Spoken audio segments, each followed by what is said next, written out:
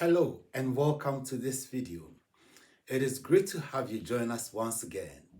Today I talk about a very important aspect of leadership development, and that is confidence.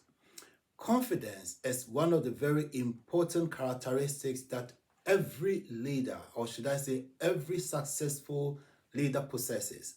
So the converse of this is that the lack of confidence would make one a weak and ineffective leader. And on this video, I present some of the barriers and strategies that would help you to overcome those barriers and develop the confidence that you need to be successful in every aspect of life, in your business, in education, in social life, and everything. Now, to start with, confidence is the belief in oneself and one's abilities. So, being confident means that you have a firm belief in your abilities, in what you are able to do. And that gives you a sense of acceptance of yourself and a sense of control in your life and in everything that you do.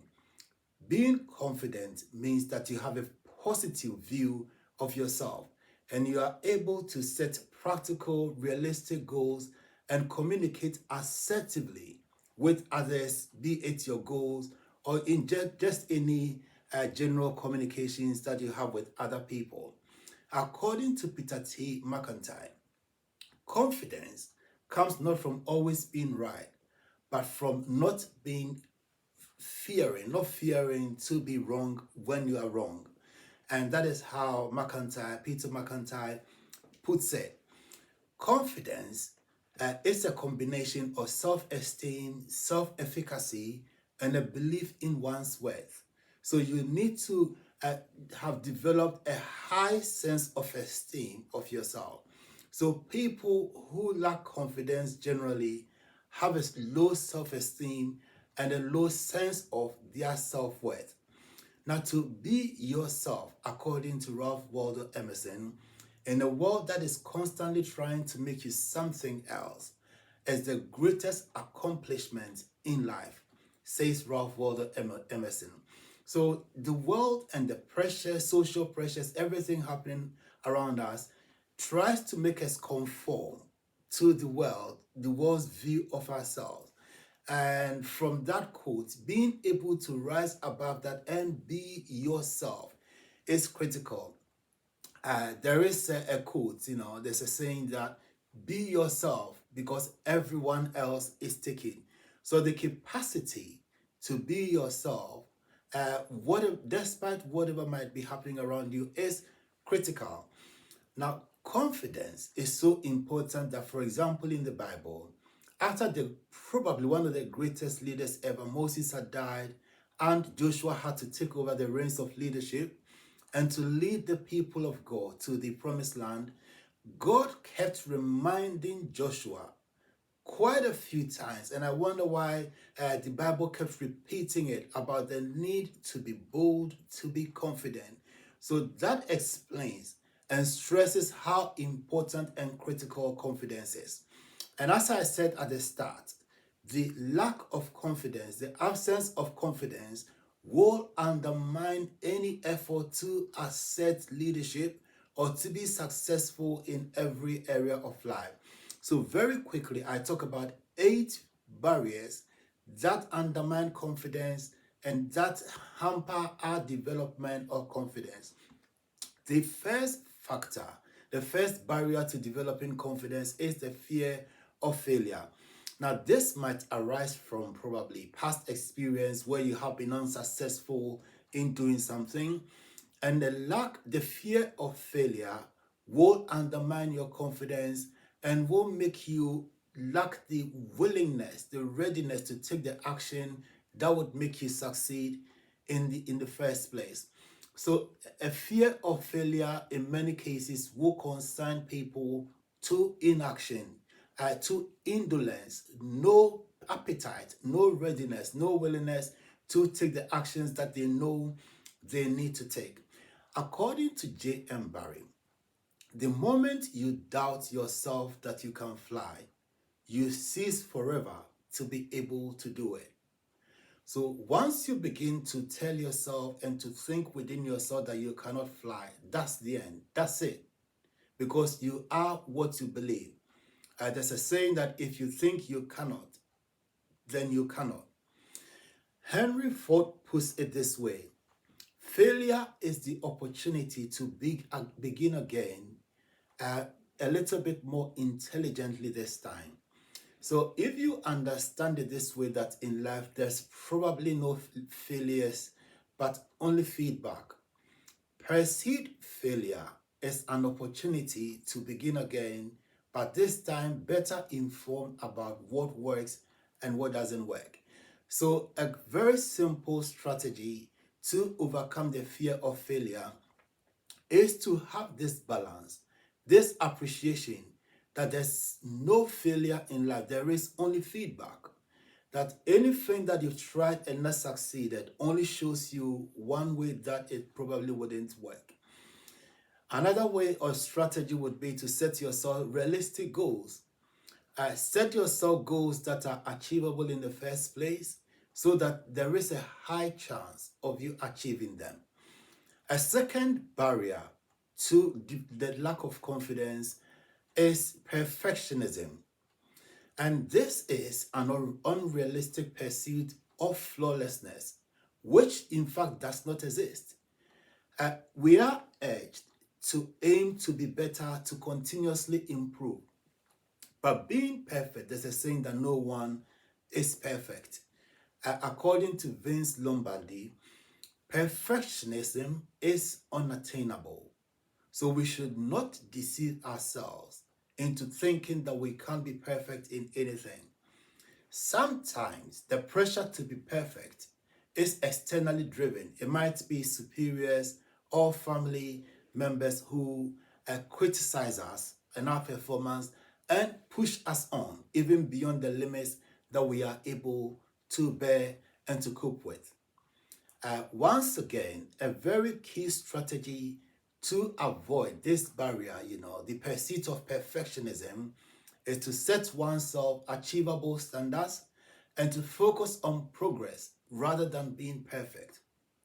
It is said that 3 steps forward and 2 steps back still means that you've made 1 step forward.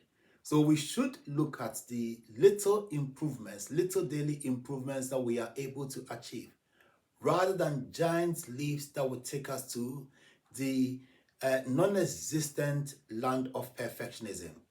The third barrier that hinders our development of confidence is negative self-talk. And this is the inner dialogue that takes place within ourselves, which undermines our confidence. There is a saying that be kind to yourself and remember you are not alone in your struggles and you are doing the best that you can. Now, once you've got this appreciation that many people probably are also struggling the same way you are, and that you are doing your best, that is all that counts.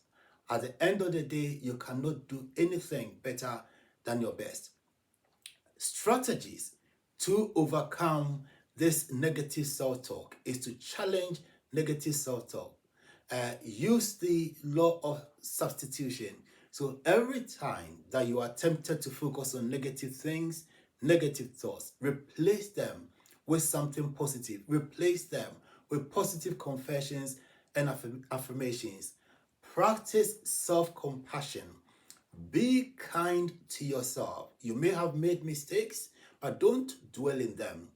Don't make, a permanent sort of residence, prime real estate. Let those past mistakes take prime real estate in your mind. Replace them. Get a nice song that you love, and then think about them. Think about the lyrics. Another barrier to developing confidence is when we make wrong comparisons. And that means that you measure your self-worth against other people's self-worth. Theodore Roosevelt, former American president, says, and I quote, "Comparison is a thief of joy." How many people uh, daily spend lots of time looking at other people's profile on social media, and then there is that condemnation when you feel that everybody else is doing so well, everybody else is so happy. uh, Cut it out. Do yourself a favor. The strategy to overcome this would be to celebrate your own achievements. Run your own race. Stay in your own lane. Remember that in this life, you are not competing or in a race with anyone. You are responsible for your own race and only that. Another barrier to developing confidence is a lack of skills and knowledge. When you lack the basic skills and the knowledge that you need to do something, it can undermine your confidence in a very big way. So that you fear that you will make mistakes, and sometimes that alone stops you from making progress.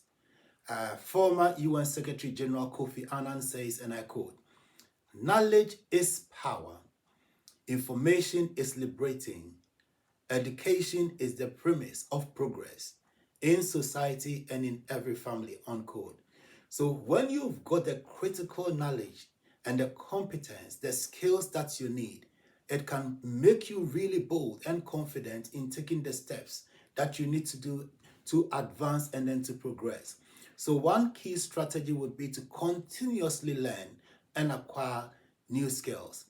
Every successful leader is a learner. And the time you stop learning, from that moment, there's a saying that you become an illiterate. Because we are in a very dynamic world where knowledge is changing by the day, by the minute.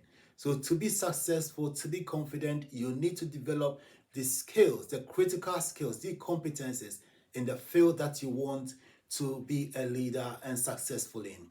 Another strategy would be to seek mentorship, guidance from people who have been and done what you are seeking to do. By aligning yourself with such people and learning from their experience, it will help you to develop, step by step, the confidence that you need to emulate their success. Another very major barrier to developing confidence is when we seek external validation.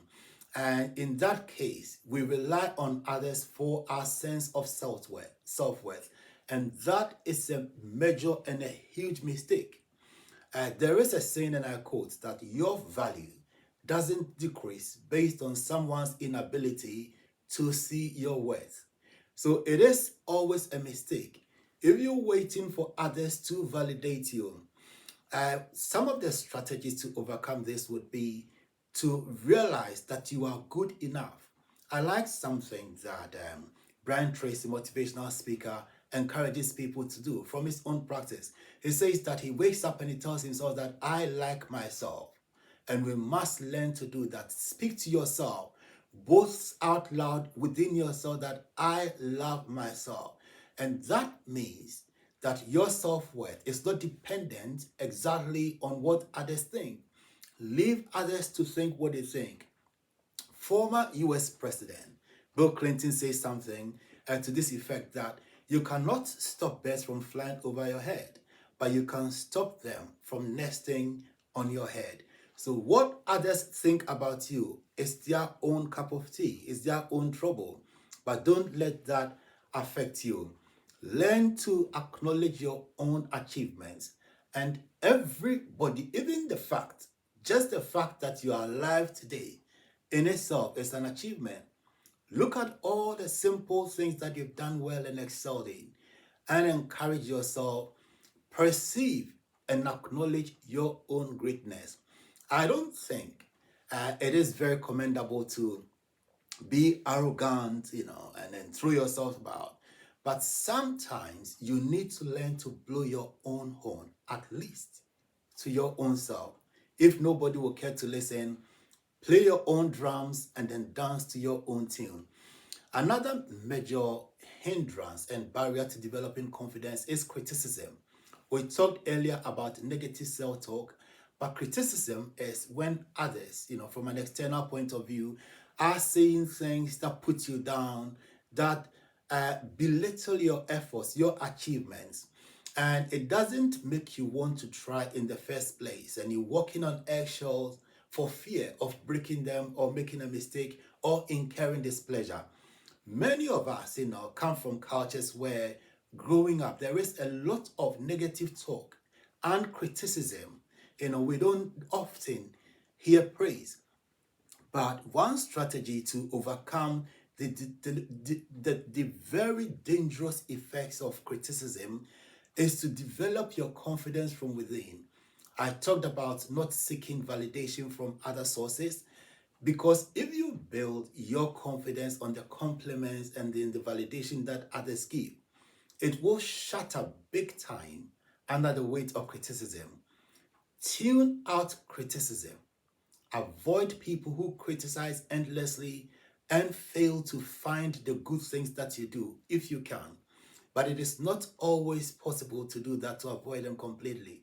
They may be within your workplace, within your family, but you can learn to tune it out. Don't let it enter enter your system.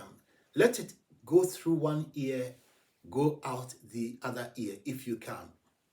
If people are criticizing or saying negative things, if you can, put on headphones, listen to some good music, except of course if they are talking to you directly. So if you can, avoid people who engage in negative talk, who will criticize you endlessly. Another very important, the last one but not the least, is imposter syndrome. And that is the feeling that you are undeserving of success. And sometimes this is built up, based on the previous failure, for example, the one has encountered. Now, Mark Kane says that the first step towards success is when you refuse to be a captive of the environment in which you first find yourself in. So, based on that, moving from that, the understanding is that you may have been the victim of circumstances that were not entirely your doing. But go beyond that, get above it, acknowledge your own accomplishments, recognize your capabilities, even if you haven't achieved too much or you think you haven't. Recognize that you've got some inner capabilities and that in due time, these would come out and show really how great you are. So, in ending, just a few of the strategies, to recap quickly. Do not fear. Don't fear failure. Tune out negative chatter, either from within or external criticism. Believe in yourself. Use self-affirmation. Confess all the positive things that you are made for. You are made for greatness. Say it to yourself out loud and then within. Use positive visualization rather than dwelling on the negative. Continuously improve yourself. Acquire knowledge. Be aggressive about acquiring the knowledge that you need in your field. Have faith in yourself. I tell you, you can do it if only you believe. In the words of former American President Theodore Roosevelt, believe you can, and you are halfway there. Well, that's about all we've got time for. Thank you for joining us on this video. If you found this video useful, and I'll encourage you to share this video with your friends and family, subscribe to this channel, click on the notifications bell, and you would be notified every time we upload a video like this. So until you join me again and we see you in another video, remember that you are made for greatness. Remember the greatness that lies within you, and then work it out. God bless you. See you again in the next video.